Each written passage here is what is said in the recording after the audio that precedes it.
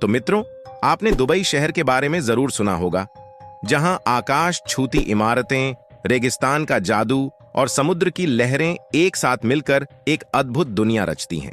यह वह शहर है जहां असंभव को संभव बनाया जाता है, और दुबई एक ऐसा शहर है जहां पर दुनिया की सबसे ऊंची इमारत बुर्ज खलीफा मौजूद है, जो दुनिया भर के देशों को अपनी ओर आकर्षित करती है। आपको बता दें कि बुर्ज खलीफा की ऊंचाई 828 मीटर है, जिसमें 163 मंजिलें हैं। यह इंजीनियरिंग का एक अद्भुत नमूना है और आप यहां से पूरे दुबई का अद्भुत नजारा देख सकते हैं। आपको बता दें कि दुबई शहर पहले ऐसा नहीं था जो आज एक आधुनिक शहर के रूप में जाना जाता है। इसका इतिहास बेहद ही रोचक था। यह सदियों से व्यापार और संस्कृतियों का केंद्र रहा है। दुबई की शुरुआत एक छोटे से मछली पकड़ने और मोती के व्यापार पर आधारित बस्ती के रूप में हुई। फारस की खाड़ी में पाए जाने वाले उच्च गुणवत्ता वाले मोती दुनिया के विभिन्न हिस्सों में निर्यात किए जाते थे। मोतियों के अलावा दुबई समुद्री व्यापार का एक महत्वपूर्ण केंद्र भी था। यहां से विभिन्न प्रकार के सामानों का व्यापार होता था। दरअसल 1950 के दशक में दुबई में तेल की खोज हुई, जिसने दुबई की दिशा और दशा दोनों बदल कर रख दी, और आज दुबई एक वैश्विक शहर है जो व्यापार, वित्त, पर्यटन और संस्कृति का केंद्र है।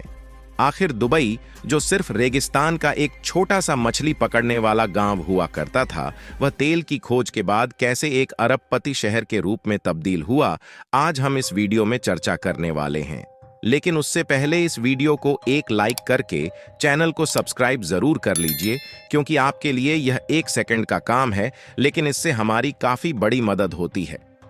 तो मित्रों, आज के वक्त में दुबई दुनिया भर के लिए एक अजूबा बना हुआ है, लेकिन यह हमेशा ऐसा नहीं था।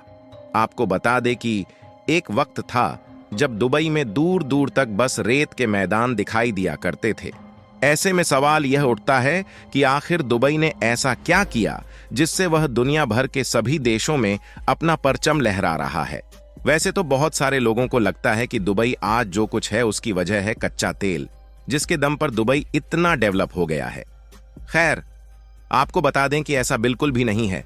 अब सवाल यह है कि अगर तेल से दुबई अमीर नहीं बना, तो फिर वो क्या है जिसकी मदद से आज दुबई इतना लग्जरी डेस्टिनेशन बन गया है। आइए जानते हैं इस वीडियो में एक रेगिस्तान के दुबई बनने की कहानी। तो मित्रों, ये सब मुमकिन हुआ दुबई के शेख राशिद बिन सईद अल मक्तूम और उनके बेटे शेख मोहम्मद बिन राशिद अल मक्तूम की वजह से। दरअसल दुबई के विकास की दास्तां तब शुरू हुई जब ओमान और इराक जैसे दुबई के आसपास के इलाकों के लिए दुबई एक कनेक्टिविटी रूट की तरह सामने आया, और दुबई एक ट्रेडिंग पॉइंट बनने से पहले सिर्फ मोती पैदा करने और मछली के बिजनेस के लिए जाना जाता था। उसके बाद से दुबई दुनिया की नजर में आने लगा। आपको बता दें कि 1950 के दशक में दुबई में तेल की खोज हुई, जिसके बाद दुबई समेत पूरे यूएई की इकोनॉमी तेजी से बढ़ने लगी। हालांकि कुछ ही वक्त में दुबई को यह समझ आ गया था कि सिर्फ तेल के सहारे लंबे वक्त तक देश को चला पाना मुमकिन नहीं है। इसके बाद तेल से निर्भरता को हटाते हुए मॉडर्न दुबई बनाने के लिए शेख राशिद बिन सईद अल मक्तूम ने अहम कदम उठाए, और उन्होंने 1958 में दुबई की सत्ता संभाली और करीब 32 सालों तक राजा बने रहे। जब राशिद बिन सईद के हाथ दुबई की बागडोर गई, उस वक्त मछली और मोती का बिजनेस लगभग बर्बाद हो चुका था और पूरी इकोनॉमी तेल के निर्यात पर निर्भर थी। और राशिद बिन सईद की एक बात को अक्सर कोट किया जाता है कि उन्होंने कहा था, मेरे पिता ऊंट की सवारी करते थे, मैं मर्सिडीज चलाता हूं। मेरा बेटा लैंड रोवर चलाता है, उसका बेटा लैंड रोवर चलाएगा, लेकिन उसका बेटा ऊंट की सवारी करेगा। यानी कि उनका कहने का यह मतलब था कि तेल का खजाना लंबे वक्त तक देश को आगे नहीं ले जा पाएगा। इसके बाद राशिद बिन सईद ने कमाई के दूसरे तरीकों पर फोकस करना शुरू किया। वह सीधे पहुंचे ट्रेडिंग पोर्ट पर और उसे डेवलप किया, और उन्होंने वहां पर एक ड्राई डॉक भी बनाया जहां तमाम तरह के शिप रिपेयर किए जाते थे।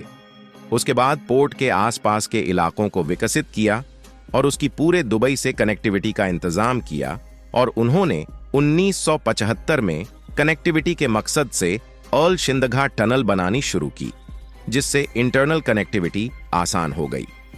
दुबई को अमीर बनाने का एक बड़ा क्रेडिट जाता है कमर्शियल फ्री जोन को, जिसे 1990 में बनाया गया था।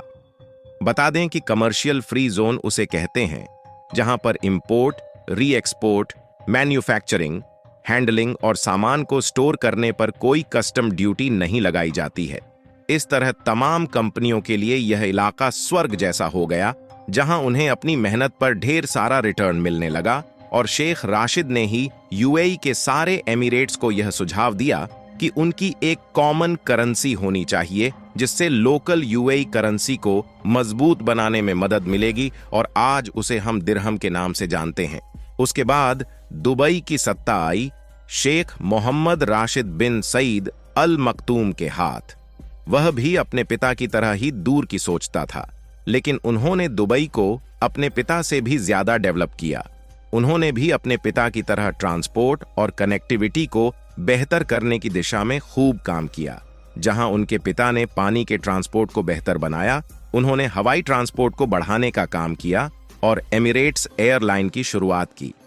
साल 1989 में उन्होंने दुबई एयर शो की शुरुआत की, जो अब दुनिया भर में फेमस है। शेख मोहम्मद असल में दुबई को ग्लोबल टूरिस्ट डेस्टिनेशन बनाना चाहते थे। इसकी शुरुआत हुई तमाम बड़े बड़े होटल बनाने से, और साल 1999 में दुबई में बुर्ज अल अरब होटल बनाया गया, जो दुनिया का पहला 7 स्टार होटल है। इसके बाद एक दुबई में ढेर सारे लग्जरी होटल बने और दुनिया भर से लोग यहां होटल का मजा लेने आते हैं। अगर दुबई के टूरिज्म की बात करें तो यह सालाना करीब 20 अरब डॉलर का है, और इसके पीछे दुबई के लग्जरी होटलों का अहम योगदान है। आज के वक्त में दुबई में मॉडर्न चिड़ियाघर, मॉडर्न गैलरी और स्काई डाइविंग भी खूब होती है, जो लोगों के लिए आकर्षण का केंद्र है। इनकी वजह से तमाम यात्री यहां आते हैं और होटलों में रुकते हैं। साल 1995 में दुबई शॉपिंग फेस्टिवल की शुरुआत हुई, जिससे दुबई की इकोनॉमी तेजी से बढ़ने लगी, और 1999 में उन्होंने दुबई इंटरनेट सिटी बनानी शुरू की, जिससे दुबई और संयुक्त अरब अमीरात की तकनीकी और आर्थिक क्षेत्र में काफी ज्यादा बदलाव आए। बहुत से लोगों को लगता है कि दुबई की कमाई कच्चे तेल से होती है। यहां आपको बता दें कि दुबई की जीडीपी में कच्चे तेल की हिस्सेदारी केवल 1 से 2% है। वहीं दुबई की सबसे बड़ी कमाई हिस्सेदारी आती है टूरिज्म से, जो करीब 20% है, जिससे दुबई एक विकसित शहर के रूप में उभरा और दुनिया भर में अपनी परचम को लहरा कर रख दिया। और दुबई एक विकसित शहर के रूप में दुनिया भर में प्रचलित है।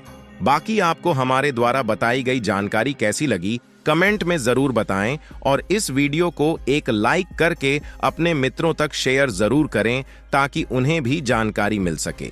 इसी तरह और भी नॉलेजेबल वीडियो देखने के लिए चैनल को सब्सक्राइब करके बेल आइकन को ऑल पर जरूर सेलेक्ट करें। जय श्री राम।